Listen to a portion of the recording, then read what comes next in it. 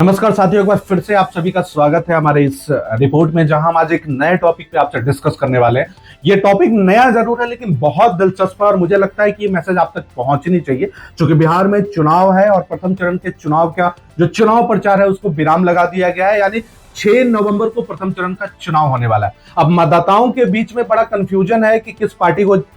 Vote करे, किस प्रत्याशी को वोट करे, क्योंकि बिहार में पहली बार त्रिकोणीय चुनाव हो रहे, यानी एक नई पार्टी भी आई है बिहार में जिसे हम लोग जन स्वराज के नाम से जान रहे हैं, वो भी इस बार चुनाव के मैदान में। यानी जहां अब तक मतदाताओं के पास एनडीए और महागठबंधन के अलावा नोटा का विकल्प होता था, वहीं इस बार नोटा के अलावा जन स्वराज का भी विकल्प है। इसीलिए मैं कह रहा हूं कि इस बार त्रिकोणीय मुकाबला है। वैसे देखिए, मैं हमेशा से आपको बताता है, हमेशा इस बात पर अग्री करता हूं कि मैं किसी भी पार्टी का पक्षधर नहीं हूं और किसी भी पार्टी का प्रचारक नहीं हूं, क्योंकि मैं ऑफिशियली किसी पार्टी का उत्तरदायित्व नहीं रखता हूं उनका प्रचार करने का। लेकिन अगर कोई वैसे प्रत्याशी जो शैक्षणिक रूप से योग्य है, जो कर्मठ है, जिनकी योग्यता अच्छी है, जिनकी काबिलियत अच्छी है और उनकी व्यक्तिगत छवि अच्छी है, वो एक अच्छा बिहार विधानसभा सदस्य बनना अगर डिजर्व करते हैं, वो एक अच्छा विधायक बनना डिजर्व करते हैं, तो मैं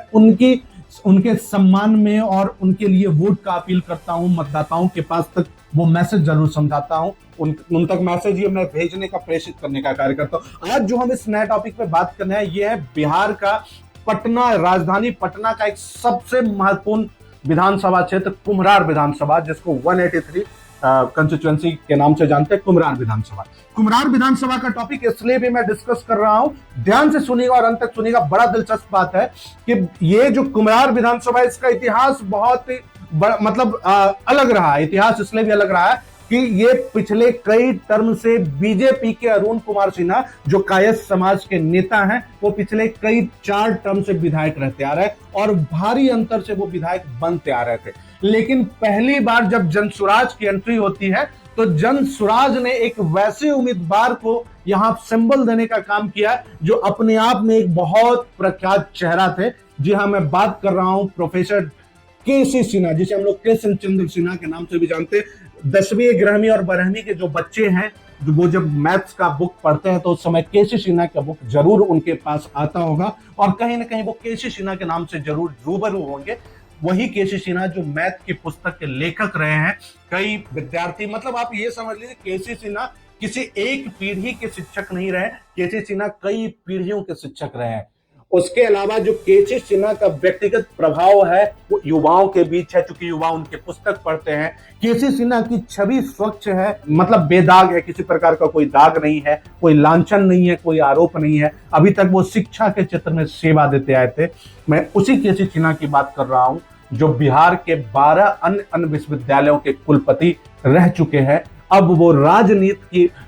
पटल पे पहली बार कदम रखे हैं। और जहां तक मुझे पता है कि केसी सिन्हा जब पटना साइंस कॉलेज में मैथ के एचओडी हुआ करते थे, विभागाध्यक्ष थे, उस समय प्रशांत किशोर पटना साइंस कॉलेज में उनके छात्र हुआ करते थे। यानी केसी सिन्हा और जन स्वराज के जो सूत्रधार प्रशांत किशोर है, उन दोनों में गुरु और शिष्य का रिश्ता है। और शायद इसी अधिकार से प्रशांत किशोर ने जबरदस्ती केसी सिन्हा को कुम्हरार से उम्मीदवार बनाया। इसके पीछे कई कहानी हो सकती है, शायद इसलिए भी चूंकि अब तक कुम्हरार जो है वो कायस्थों का गढ़ माना जा रहा था। अरुण कुमार सिन्हा जो सिटिंग विधायक थे वो कायस्थ समाज से थे और केसी सिन्हा भी कायस्थ समाज से ताल्लुक रखते हैं। लेकिन खैर जो भी हो, प्रशांत किशोर कितने बड़े डेटा एनालिस्ट हैं ये तो बिहार का चुनाव परिणाम बताएगा। लेकिन कृष्ण चंद्र सिन्हा, प्रोफेसर केसी सिन्हा जो है, वो इस बार कुम्हरार विधानसभा क्षेत्र में जन स्वराज के प्रत्याशी हैं। और जिस प्रकार से चुनाव प्रचार थमने से पहले केसी सिन्हा ने घर घर जाकर के डोर टू डोर कैंपेनिंग करने का काम किया है,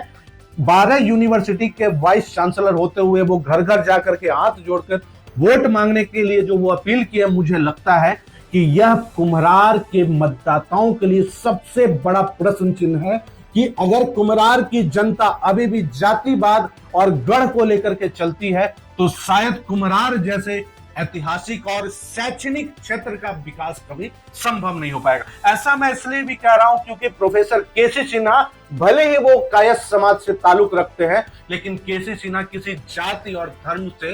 कोई मतलब नहीं। यानी केसी सिन्हा का मतलब है जाति और धर्म से ऊपर की चीज है प्रोफेसर केसी सिन्हा। अब आप इस बात से समझ लीजिए कि केसी सिन्हा जब कोचिंग संचालक थे, या केसी सिन्हा जब एचओडी थे, केसी सिन्हा जब प्रिंसिपल थे, या केसी सिन्हा जब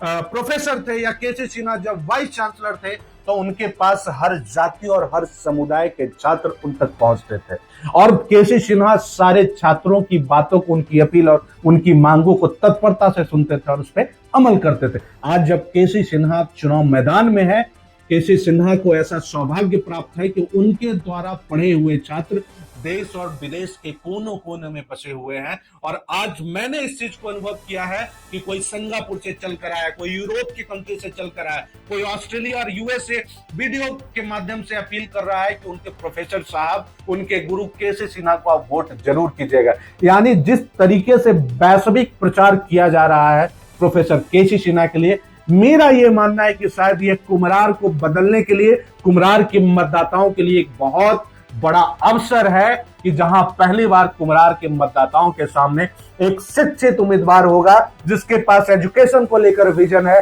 जिसके पास कुम्हरार की सड़कों को लेकर के विजन है, जिसके पास कुम्हरार को कैसे बेहतर बना सकते हैं, कुम्हरार को कैसे नया कुम्हरार बना सकते हैं, ऐसी सोच है। ऐसा मैं इसलिए भी कह रहा हूं कि कुम्हरार विधानसभा एक ऐसा क्षेत्र है जहां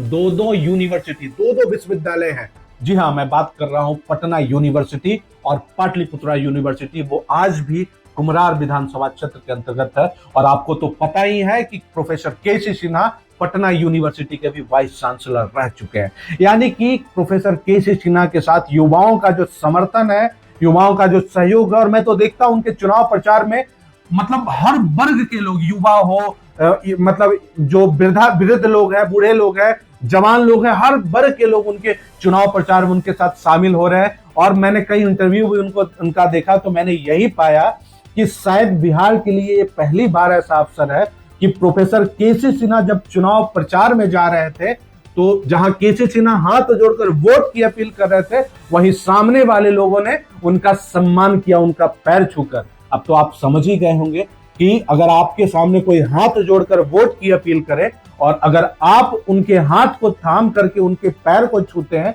तो मुझे नहीं लगता कि इससे बड़ा सम्मान एक उम्मीदवार के लिए और एक प्रत्याशी के लिए हो सकता है। लेकिन खैर, गुरु दक्षिणा कितनी व्यापक होती है और किस लेवल की होती है, ये तो बिहार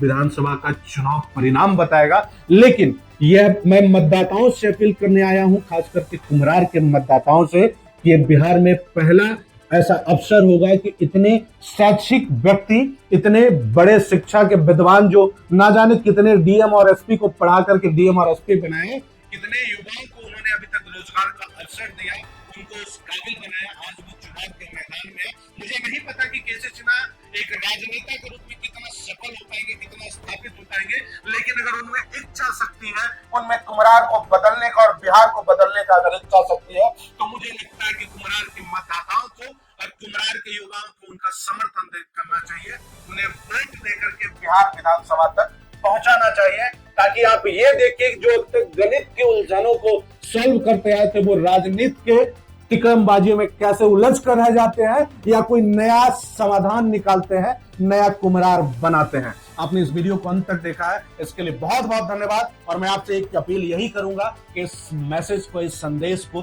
कुम्हरार के विभिन्न जनता तक भेजिएगा, ताकि वो समझ सके कि उनके बीच जो उम्मीदवार हैं वो किस काबिल है, उनका प्रोफाइल क्या है, तब जाकर के वो सही उम्मीदवार को वोट कर सके।